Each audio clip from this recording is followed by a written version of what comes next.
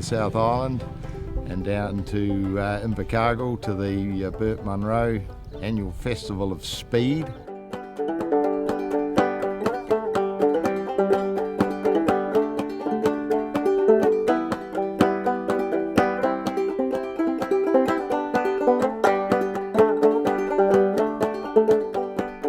And then we're coming back up through the centre of the South Island, and we're coming back to Tahuna Beach Holiday Park for the International Rally. This is our club's second international rally. Our first one was in 2000. We've got about 100 people entered.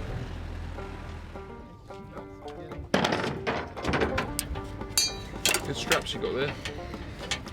You got there? Oh yeah, yeah. This one's suffering from saltwater corrosion, I think. There's one The front. up there, Al. I've been riding for about 15 years. I was a pillion passenger for probably 20 years before that. And then one day I went to an AJS Matchless rally. And I'd never ridden a bike before and thought I quite liked the sound of these bikes, and I was on the back at that time.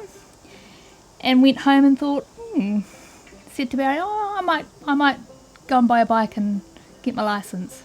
We belong to the AJS Matchless Club, and we decided to come on this run. We really enjoy long rides on the motorcycle. I'm very fortunate my wife's keen on the motorcycles as well. She's got her own. We've got eight bikes in the shed. 3 of them are hers. So we do a lot of miles, so it's very good that she's involved with it as well. I'm a bit nervous at the moment, but I'm from England. It sounds like we're being called for our briefing.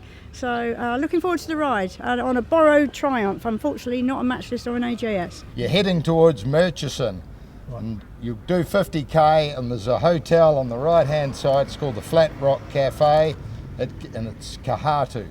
Murray knows everyone, and so we're all friends with Murray, so we get in contact with all the others as well. Especially in New Zealand, like we have a rally every year.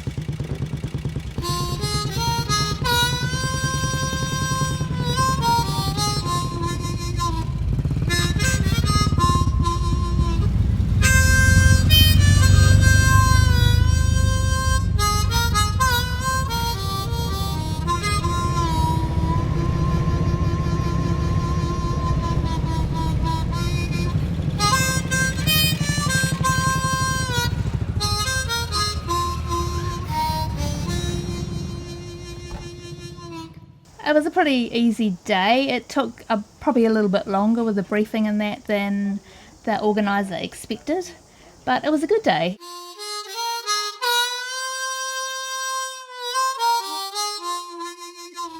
I just love the sound, the vibration, the riding along. It just, I don't really know.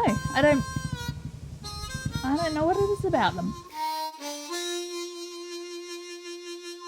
And I suppose it's been said before that you're only sort of a custodian for these things. We're not here forever, and hopefully these things will carry on a bit after us. There's something about it.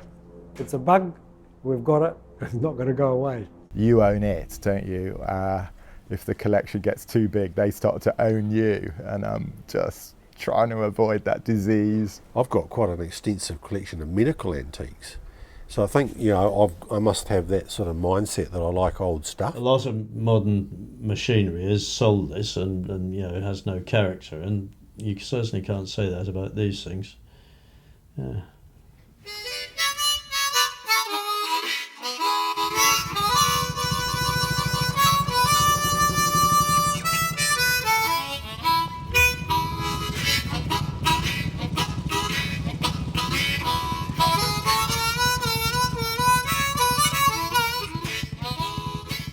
It doesn't matter what saddle you've got on the bike, it numbs your rear end after a couple of hours. I've got problems with the rear brake and the foot pedals coming off. Apart from that, it's doing very well.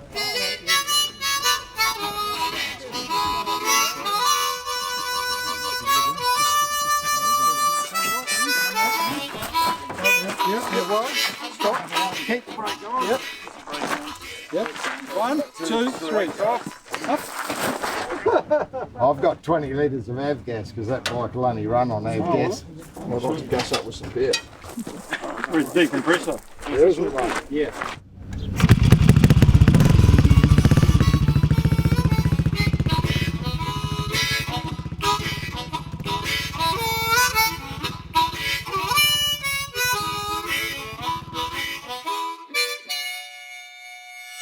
There was some people in front of us that did fall off. I think he might have been touching his front brake a little bit too much in the gravel.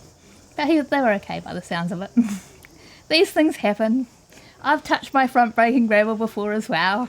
We were on the track and unfortunately I used the front brake as we were heading towards the stream forward. Lost the actual front wheel and we went over. And I've got a bent foot peg, which is fouling the kickstart. So when you kick the bike over, okay, the kickstart jams down. So we've got to sort that out. And also, I have a broken mirror, as you can see.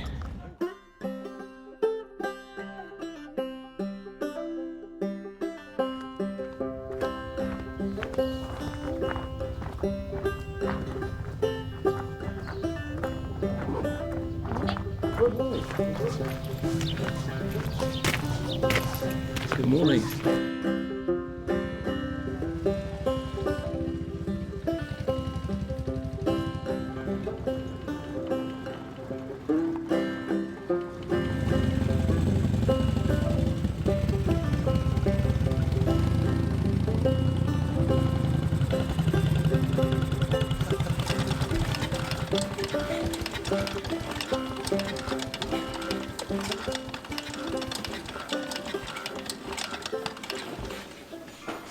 We're in Merch and we're getting ready to go to France. The lucky recipient on the Nelson to Merch section is Mike Schoen. This is it's a great pleasure to receive it. Yeah, the cricket bat's a great idea. I think he got the idea because I've done a few overseas bike trips with Murray, and there was one tour we did in India, and the guy who was running the tour, he had a full-size cricket bat. And the person who made the most stupid mistake of the day or biggest cock-up would get awarded the bat, and you had to carry it on your bike as a mark of shame. And then at the end of the day, you had to nominate someone else. So.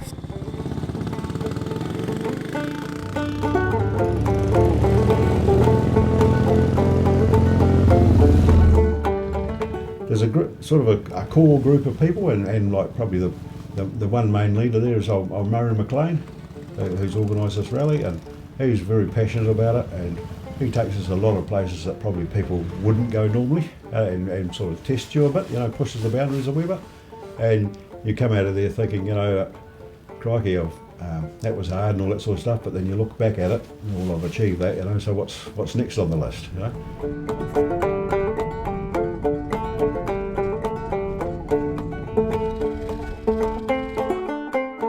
Yeah, you've got to expect that if you're over the west coast of New Zealand. It's torrential out there at the moment. That's probably the beauty of these older British bikes, is that 9 times out of 10 you can fix these things on the side of the road, whereas a modern vehicle you can't.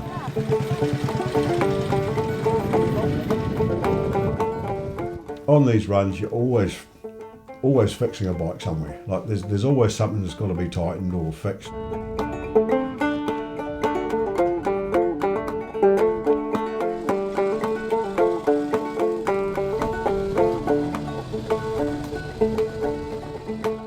People I know in this club, I think they mostly came here younger than I did, and for the opportunities after the war. New Zealand was a booming place, and I think it had a lot of attractions for people used to the sort of austerity of 50s England, and it is a nice place to live. Most of the bikes sold in New Zealand back then would have been British bikes. They were cheaper. I mean, there weren't any German ones, I think, in the 50s and 60s. And as always, the west coast is wet.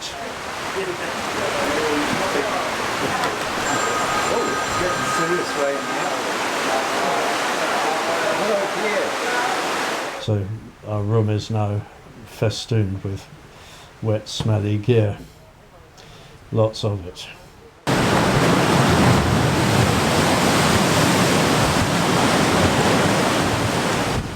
You know, a lot of the guys would have done apprenticeships in mechanical, trades, or had to ride bikes because they couldn't afford a car when they were younger, as I did, and had to develop a bit of mechanical skill to keep them going, and that isn't so common now. I think most young people, when they start independent mobile, they buy a car. This bit of country has some very fun roads to ride on, but they're certainly challenging in terms of you need to keep your attention on what you're doing and your eyes on the road, because there are plenty of things to catch you out if you don't. I guess most of the machines you're seeing here were probably basket cases, although I know some of them the guys have owned since they were new, but I think the majority would have been ones that have gone through a low patch in their career and been resuscitated, which is good.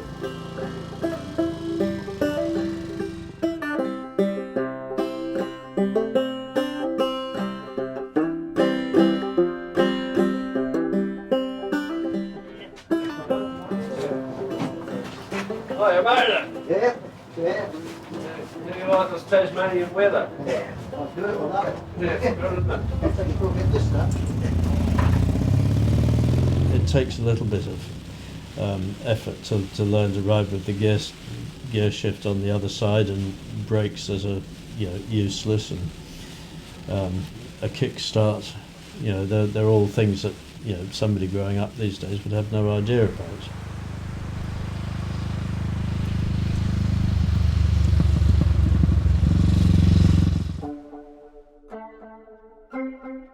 I was thinking this morning when we were setting off from Murchison, how much I love that sound, because it's the sound of my youth. I can remember, it's a sound I used to hear all over England, and when I was growing up, and, with the window open at night, the bypass a few miles down the road, if the wind was blowing in the right direction, I could hear that noise, and it's one that's disappeared from modern life.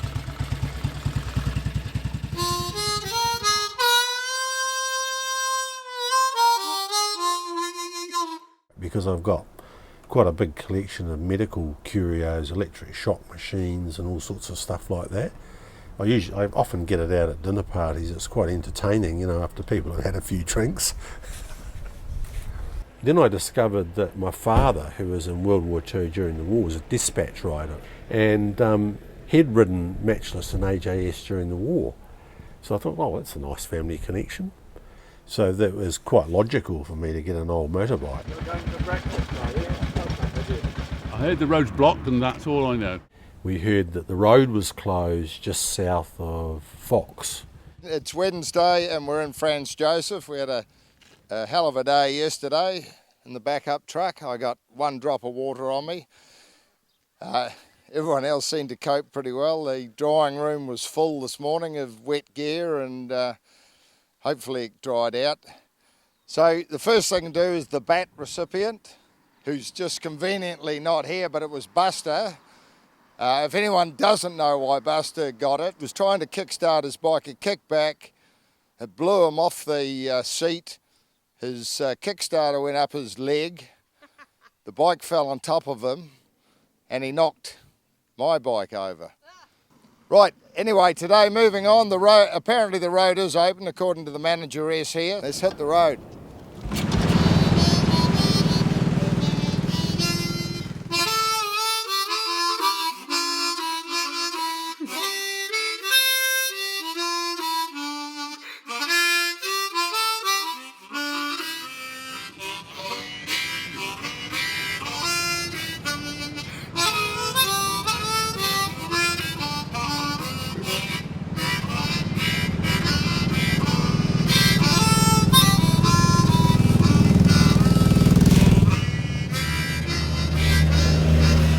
So I eventually weakened, and I bought this thing and imported it, and it's absolutely immaculate.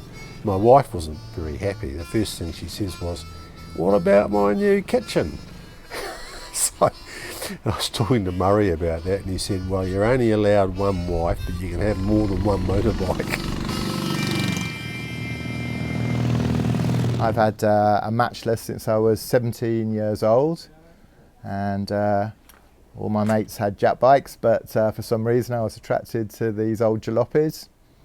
And yeah, I went and got mine from a bloke in Coventry for 300 quid, and I've had it ever since. And he had this old War Department bike as well, WD Matchless. And you know, it's all drab olive, all green. And he said, do you want this as well? He was just like gonna throw it in free. And I kind of looked at it, and you're 17 and you want all the shiny bits, don't you? And I just said, nah mate, no, thank you very much. And I regretted that. And that kind of grew and grew and grew. So in the last couple of years, I had to pay a fortune for a WD Matchless just to rectify that mistake from all those years ago. Because I think Matchless and AJS, they made about 250,000 of them. You know, before the war, they cranked up production and they were making them for the military. So there's a lot of them around. So consequently, they hold their value and maybe go up a little bit year by year, but that's about it, really.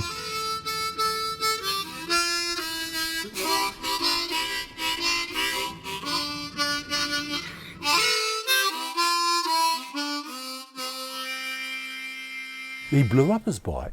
Well, apparently that's why he's not I here. saw him at the side of the road. Yeah, riding along today just through Fox, and the old G50 started to play up a little bit, so I pulled in, and the motor was making noises like frying eggs in the rocker box, and the engine oil in the tank was cold, like it hadn't been used. So I found out there's no oil on the feed line getting into the motor.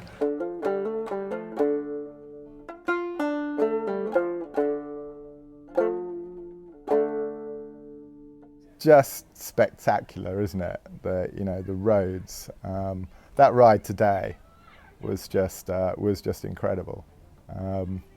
Yeah, it's as good as anywhere I've ever been, and the international rides take us to all sorts of places. You know, Scandinavia, been to Norway, Sweden, and we went to Portugal. But yeah, that was just incredible. Oh, you've caught us!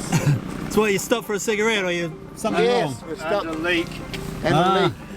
I didn't stop at the first one because I thought, yeah, everybody else would be stopping there, and I don't want to flash my bits at them, so... Way too shy.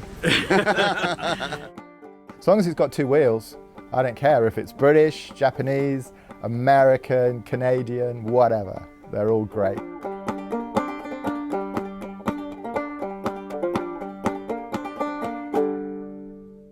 I mean, we're all old farts. I mean, I'm 68 this year, and I don't think a lot of young people are sort of interested in old bikes, because you can go into a bike shop, and my bike's worth about probably 6,500. Well, for that you can buy a modern Jap bike. So young people, they're not interested in old bikes.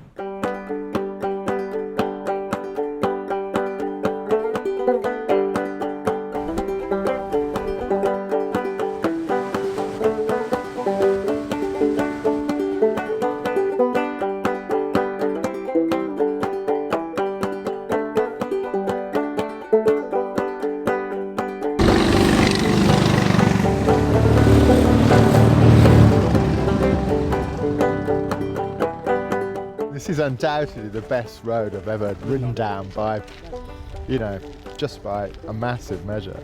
And we've got stuff that compares, but it lasts for 10 miles. This stuff lasts for 100 miles, doesn't it? And goes on and on and on.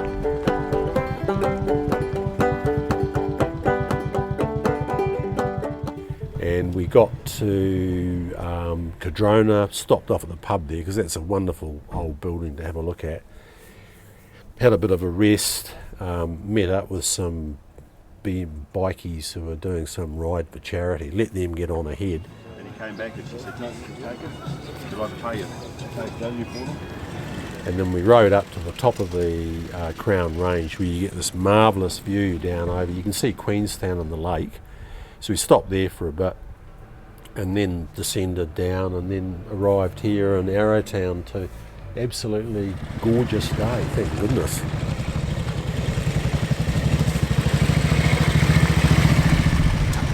A ride down into Arrowtown, down that, you know, down those switchbacks, and it's dangerous, isn't it? Because you're just gobsmacked by the scenery, and then suddenly there's a 15 mile an hour bend coming up, and the brakes on that bike are pretty shit, I have to tell you.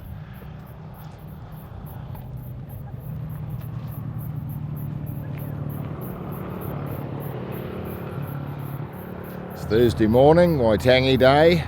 We're in Arrowtown, and after the weather events of the last few days, we've just been advised that the road down by the lake to Invercargill is going to only be open till 9 o'clock. It's 7:30 and we've got everyone out of bed. So everybody's sort of frantically trying to get dressed and get ready and get the bikes going and get out on the road. And we left about 7:45 in the morning. So I'm in the AJS and Matchless Owners Club in the UK, and I've been a member for just over 40 years. And then I was asked to be president, so I became the first ever female president of a motorbike club in England. I thought at first I wouldn't be able to ride a bike. I thought being a woman it's going to be too big, too difficult, and then it's not. It's so easy to ride a bike. You only had to learn how to change gear and point at the handlebars.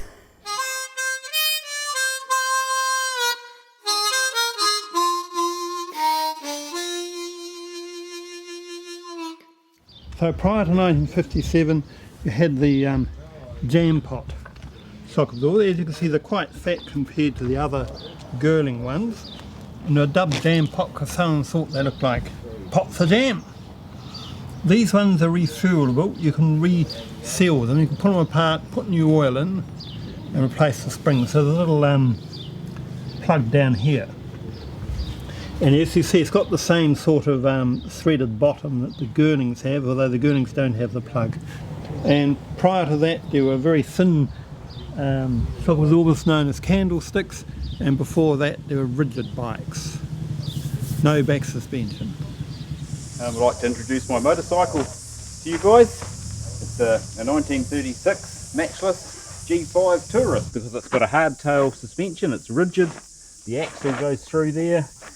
It's solid mounted to the frame, so your body gets sprung here and the front end of it has another spring here, a conical coil spring which allows the axle to move up and down.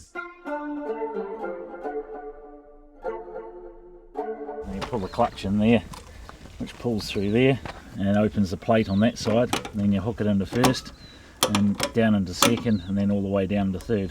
Yeah, so a leisurely ride into Invercargill, and you've got 4 days. We've got a leaving time planned for the Monday morning. After a lot of deliberation, I've decided that the bet should go to Willie Tweed, simply because he selected to drive in the nice comfy Chevy car by telling everybody he never bought his wet weather gear.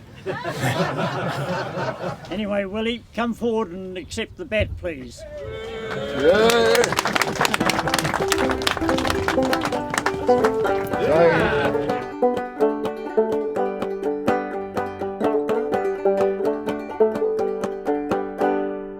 And from Waimaku, which is in the Auckland district, and involved in the northern echelon of the AJS and Matchless Owners Club. And how old are you?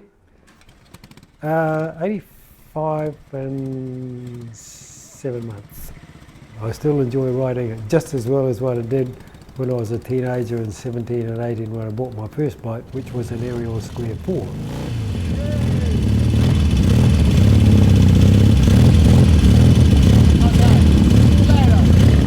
AJS and Matchless motorcycles were originally two completely different manufacturers. The mattresses originated from a company called the Colliers, and their motorcycle was developed in, oh gosh, I think it's in the Midlands. Yeah, 1905, and the AJS came from Wolverhampton. They then ultimately moved down to Plumstead. I don't know the full ins and outs of how they joined together, but I think it was they united together and became and made AJS and mattresses in the same place. To get on the saddle of the thing and kick it and just ride off. You know, it's amazing. You can go anywhere you like, you can park it anywhere you like, there's no restrictions, and it's just a really enjoyable way of riding. My children were brought up in a sidecar outfit, and we used to camp everywhere, you know, and it becomes a way of life. A lot of younger people showing an interest via particularly the modern AJS company based in Andover in England, in Hampshire. The guy that runs it bought the name of AJS. They're now sold with Chinese engines and fairly sort of modern components, but they keep the retro style.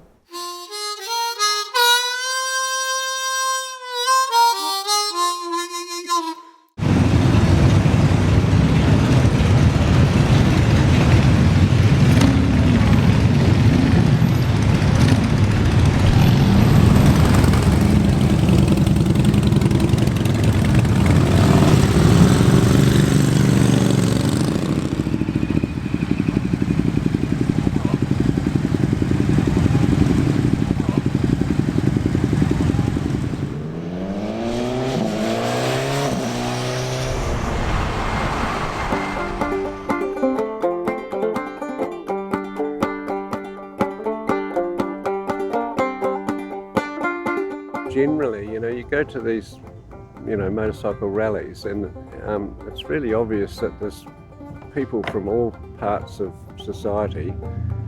You know, there'll be accountants and lawyers and truck drivers and farmers, but when they're all in their leathers and on their bikes, it's a real leveller, and it's totally non-judgmental.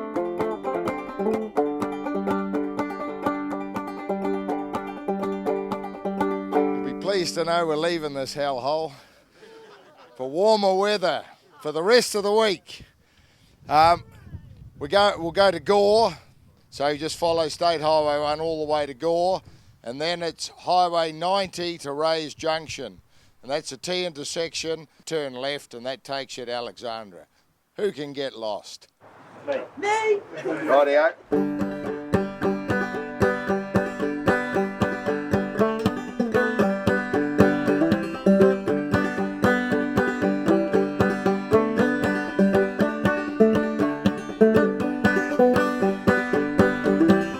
I've come here to ride my motorcycle. If you want to sit there and do your knitting, that's your business. It's a little bit like riding a horse, you know, you sort of go with it with your legs and you use your body, and it's just like flying, really. Then we had a really nice windy road, and it was just perfect getting into the corners, and it's amazing. I love it. It was interesting last night when one of the guys that was a bit drunk down the road, who ride American bikes, came over and thought that he'd try and get in my tent, and I reached in and grabbed a ball hammer and said, "You can bugger off, I'll smack you up the side of the head with this."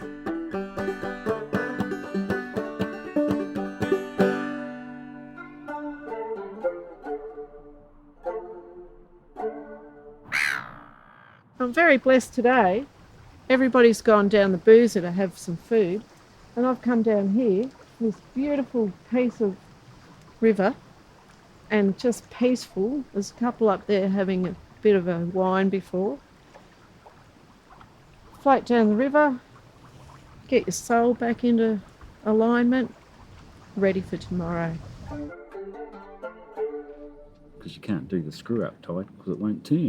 That's right. So this just sits in there loose waiting to fall out.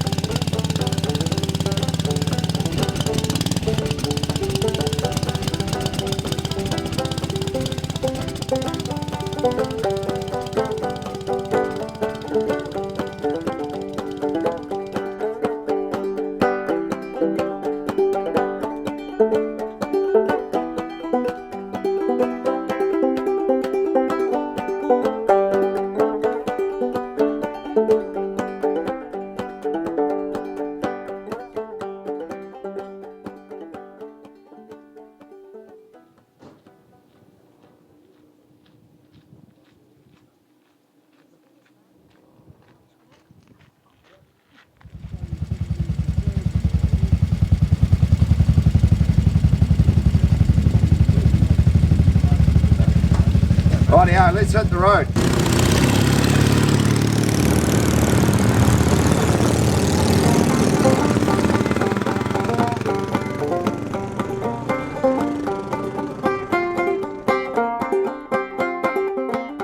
One group going through the Lindis, Twizel, and they want to go to Mount Cook, so they're going to Mount Cook and then they'll head down through Fairley and turn off and go down to Geraldine.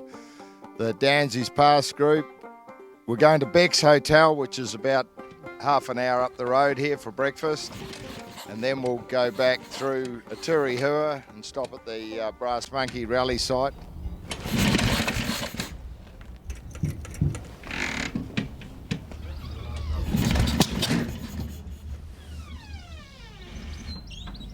Hey John, Yeah. breakfast ready. Yeah.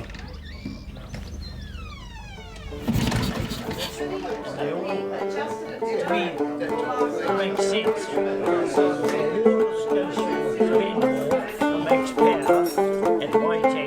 And then we'll meet in Naseby. There's an old garage on the left. We're stopping there to have a look at the supercharged matchless race car. And then we'll go over Danzies Pass.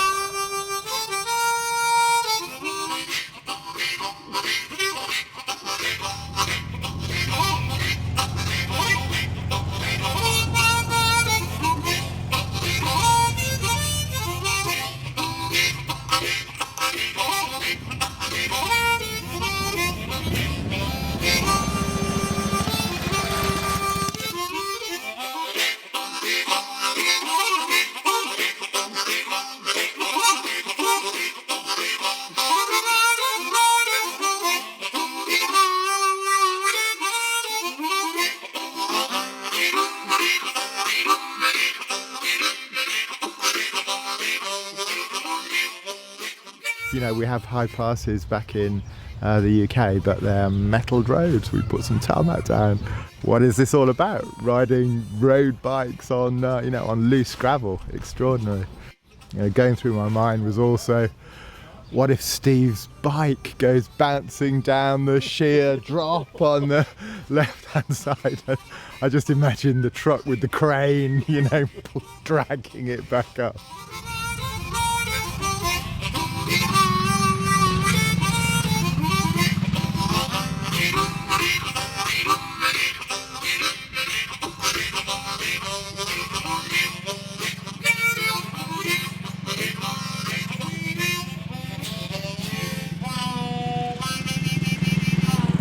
So knackered after yesterday riding on that slippery road. I nearly fell off, put my foot down and slid down there with no front brakes. Oh, Graham, he fell off.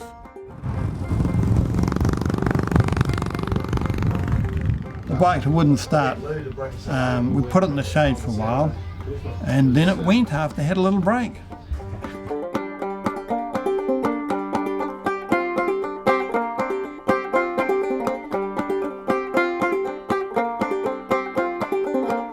I got here, and I was knackered. The truck didn't come, my tent's in the back of the truck.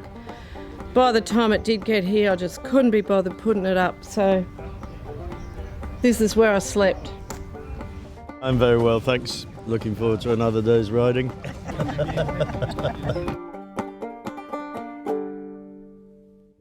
I had my initiation into Matchless this morning when Murray said, here you go, take the 500, and so I jumped on it and got it going eventually. And that particular bike, Murray's owned that since 1981, I think, or 82, and he fully restored it in 83 or 4.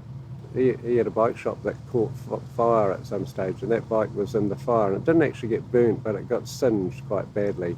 It's interesting that a bike can sit since the late 80s, and 25 years later, put some gas in it and fiddle around with it for a bit and it'll go again. Sort of.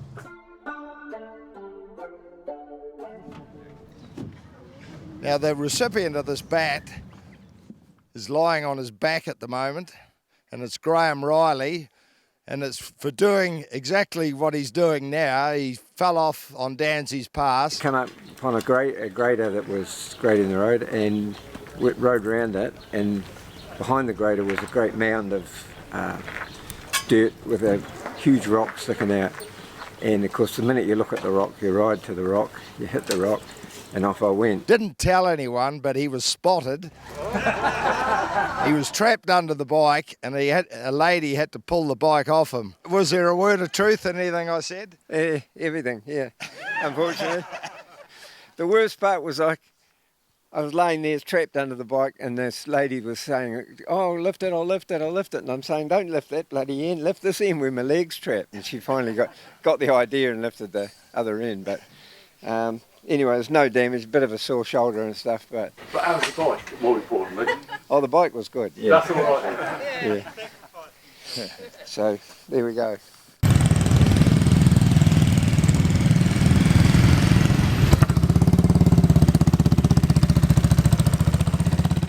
off I went, and it was going fine, and I was riding along being vibrated to pieces, and it was great, and everything was peachy.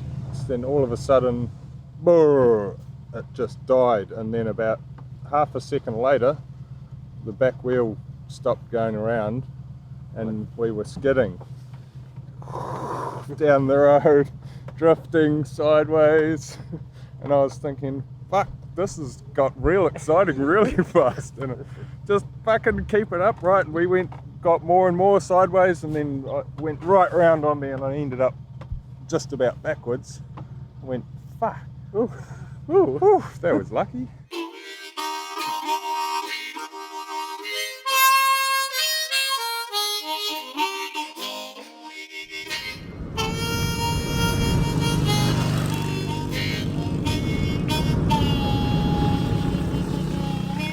As I was driving along, I noticed a big black line in the middle of the road, and I thought, that's familiar, that's happened to me too.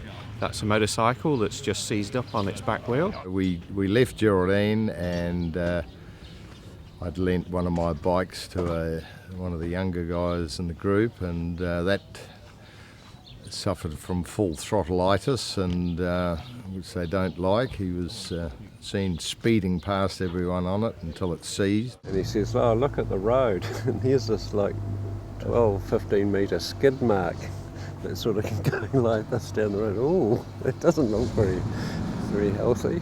Maybe need to change my underpants though.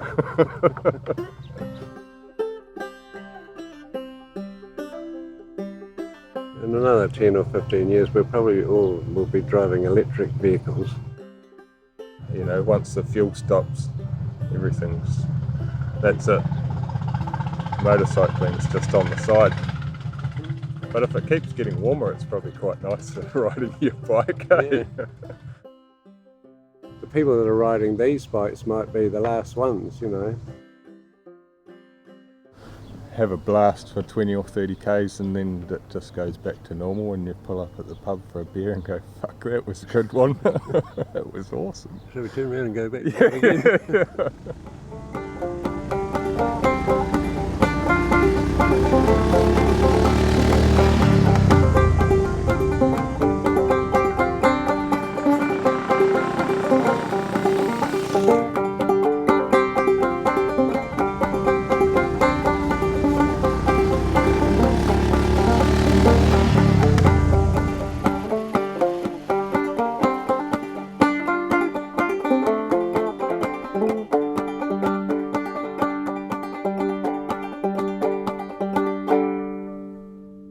have seen the bike turned on its side, or there were actually a couple of bikes turned on their side. You would have seen one of them, and we spent quite a bit of time getting things right. Then Murray kindly kicked it over. Then we got down to the service station. The owner filled it with gas. Murray kicked it over again, looking more and more pissed off each time. And we get up the road, and it suddenly stopped. And the owner said to me, "The fucking thing's just cut out." I said, "Have you turned the petrol on?" There was no reply. And it's the only time I've ever seen the owner of that bike look embarrassed. And she did look embarrassed. And then we carried on. So the recipient of the bat is our charming Robin.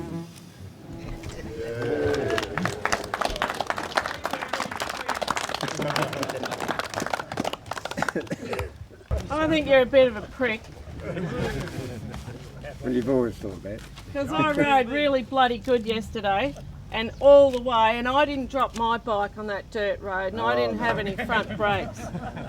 And I'm not, thank you, and I'm not used to it, and it's your bike, and it needs a lot of maintenance. So do I deserve the bat, I ask you? I think I deserve a medal.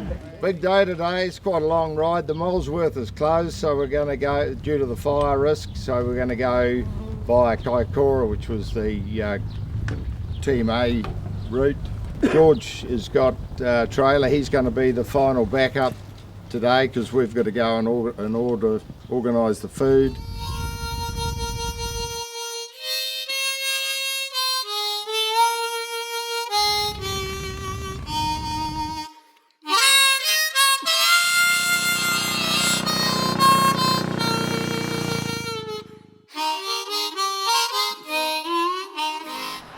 So that's Kaikoura, and then we'll regroup again in Picton. A lot of powerful people have large classic car collections, very valuable ones, and they're going to exert pressure to continue to use those, and we get lots of concessions in the UK for classic motorcycles, but only because they're classed in the same way as cars. Maybe we'll finish up with just being able to use them at organised events. Ultimately, I think it's going to be seen as increasingly socially unacceptable, a bit like smoking. You know, we went quite quickly from you could smoke everywhere to, you know, now you can't smoke anywhere, you can't even smoke on the pavement outside, you know, restaurants. And I think it will be peer pressure that kind of brings the current wide use of classic vehicles to an end. Certainly electric motorcycles are getting better and better, and we're all going to have to just use those to get our thrills, you know, and the roads will be just as good and the bends will be just as good, and maybe the old classics will have to stay in the living room or just come out for high days and holidays. The road from Picton to Timahira is really windy and narrow, and there's probably going to be lots of camper vans on there, and they don't know the road rules, so be careful. Timahira is a really nice resort, and it's probably will be the best accommodation you've had. So we're going to cook for you tonight at Timahira. When I say we, that'll be the Kiwis will be cooking for our overseas guests. Got some trout, we've got ham, we've got some kawai, and we've got some power patties.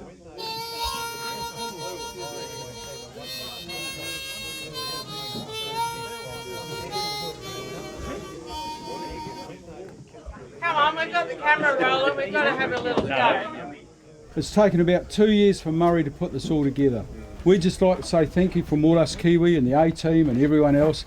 Thanks, mate. Yeah, Murray's a great guy, all right? He's a beautiful human. Okay. We've just got a token gift to say thank you very much. Okay, so everyone stand up, yeah. Raise your glasses to Murray.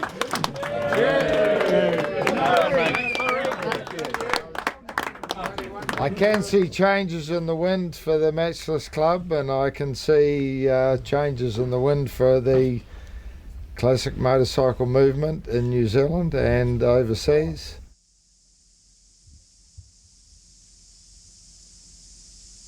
Today, real easy day today. We make our way to Nelson. It's only 100k from here. There's a little town, Havelock, probably about 30k away, where you can have breakfast. The bat. Who's the bat? Robin, come forward. Here we are in lovely Timahia. Now, I got the bat the other day, and I don't reckon I should have, but I think that the person who gave it to me was a little bit uninventive, because somebody actually blew up somebody else's motorbike after doing great big snakes down the road. Graham's BSA was already, they're throwing rocks at you, Murray, on the trailer. And That's how Aussies catch women. So, this person roll the drums, it's not long enough. ran out of petrol because he was a bit of a smarty pants, and he thought, oh no, I can get to Blenheim, as he calls it, on my tank. And I thought, even on that big fat thing over there, I thought, no, I'll top it up, do the right thing, because it's a lone bike. A lone bike. Okay, mate.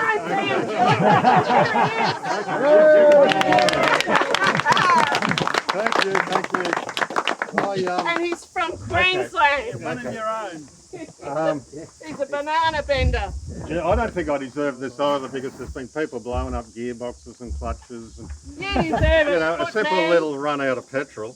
You deserve it, footman. But Congratulations. anyway, it's good that Aussie's on the bat, or another Aussie. And as you all remember, we're quite famous for underhand bowling. Yeah. And it's as far as I can see, it's 2 Australians against how many Kiwis? 1, 2, 3, 4, 5, 6, 7, 8, 9. So I guess we win. Right? Put it there, right? Well done.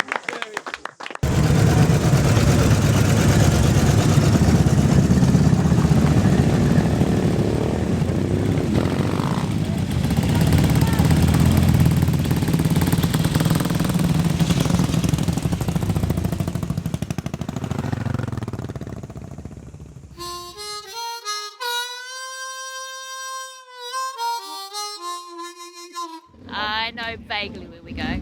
Done the hill before, but not for a long time. I've got no idea, I'm just following everybody.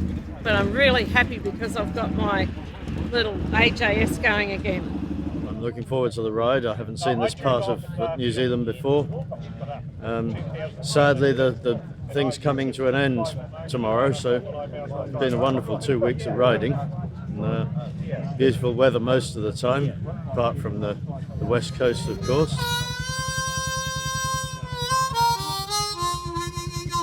Thanks for coming. Got lots of overseas people here, and then we'll come back and have the bar will be open here at 4 o'clock, and dinner's at 7 o'clock tonight. Okay. Yeah, that's what we did. That's it. We're ready to go. We're going early.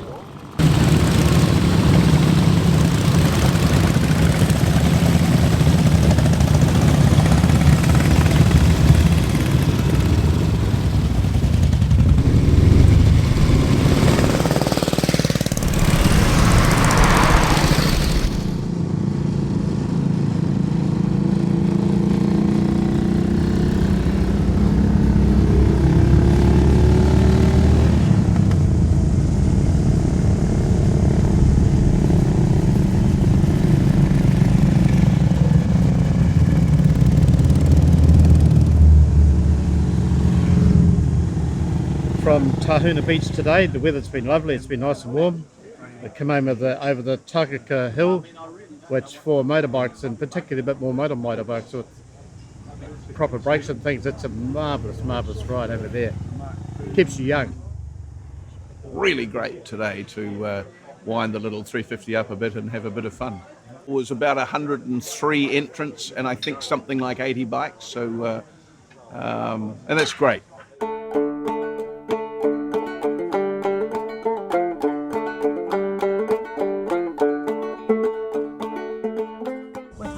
Wonderful time. We've been well looked after, well fed, seen many places that we've never had a chance to see before. Today they don't leak oil anyway, British bikes. They ooze class. You've got to know that. So I've got class all over me.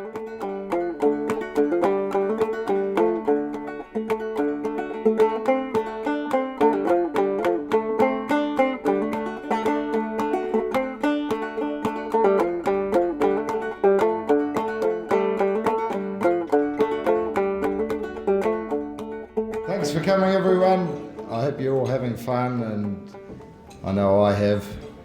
We've had 2 weeks on the road and fantastic day-to-day riding at Takaka Hill. Takes a lot of beating. Everybody's been very, very hospitable, very generous, and the atmosphere here this evening I think indicates a very healthy and a very vibrant club. Here I am, got round the island with only one nut sort of coming a bit loose. We've had a whale of a time.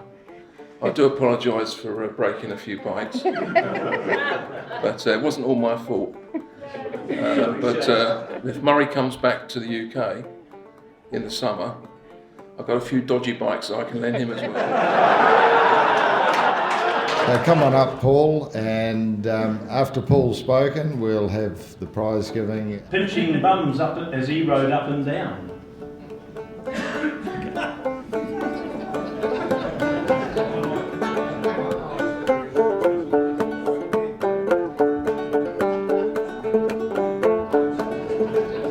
He'd leave his thumb and fingerprint of bums of every shape. And, oh no, it's got a bloody... I shouldn't laugh. These are handmade, and we've inlaid the rally badge in them. And on the back is the 20,000 years old inscription. Thank you very much for hosting this amazing rally. It's been superb weather, great roads, nice people, and lots of good times. You show us how it should be done. Thank you very much. I love my AJS Matchless family, and thank you very much for the most marvellous time I've had in probably my whole life.